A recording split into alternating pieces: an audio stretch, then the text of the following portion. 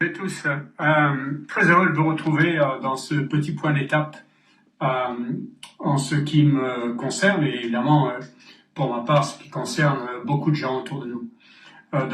Ce point d'étape anti-cancer ou cancer tout court montre en fait une stabilité depuis presque 3 ans où il n'y a pas d'évolution sur l'un des nodules qu'on suit maintenant depuis ce temps-là. Et puis il est apparu il y a à peu près 400 mois un autre nodule de 6,7 mm et bien en 4 mois ce nodule a complètement disparu. Donc évidemment on s'interroge à un certain nombre de choses de par le virus.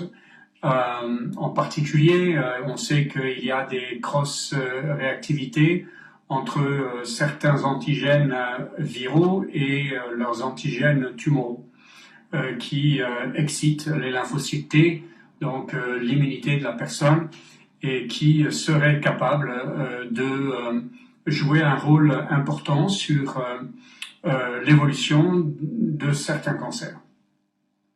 Aujourd'hui, évidemment, on s'intéresse encore et toujours à ce qu'on appelle la nutrition scientifique, la nutrition que l'on ne connaissait pas il y a encore un certain nombre d'années, voire de mois, et on apprend en fait des choses tous les jours ou presque.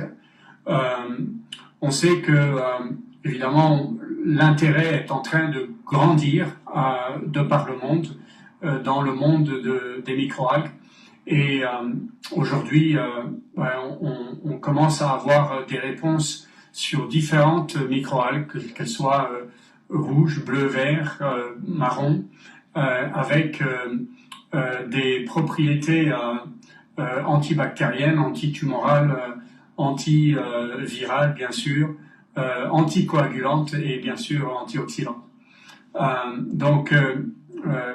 Je suis particulièrement emballé par ce qu'on est en train d'apprendre. On sait que ces propriétés, bien souvent, viennent du fait que les microalgues changent la donne en ce qui concerne le microbiote intestinal. Et qu'on voit, par exemple, l'apparition de cette bactérie intestinale, cette famille dont on a aujourd'hui la sensation que c'est peut-être la plus importante, qu'on appelle Akkermansia mucinifila.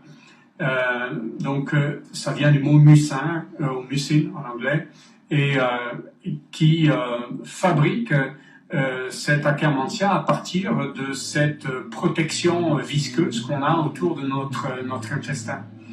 Et on s'aperçoit aussi que les gens malades ont un niveau d'Akkermansia relativement bas, ou le contraire, les gens qui ont une très mauvaise approche nutritionnelle ont un niveau, une concentration d'Akkermansia relativement basse qui donne aujourd'hui et qui amène à pas mal de maladies.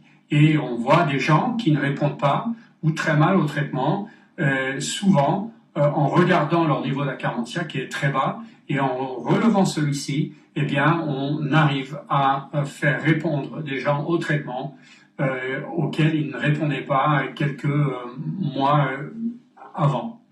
Donc aujourd'hui, l'intérêt évidemment grandit, la passion grandit en moi, mais la passion grandit chez Exelis, puisque ils se sont donnés maintenant complètement à corps et à flot pour essayer de découvrir ce qu'on peut vraiment faire avec le monde de la microalgue.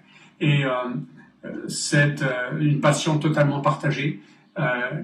Très bientôt, je serai au sein de la technologie où se fabriquent les produits et nous allons avoir une conversation où on pourra expliquer en détail le processus de fabrication et le pourquoi est-ce que cette technologie amène aujourd'hui et elle va amener dans le futur des choses qu'on ne trouve pas encore en ce moment.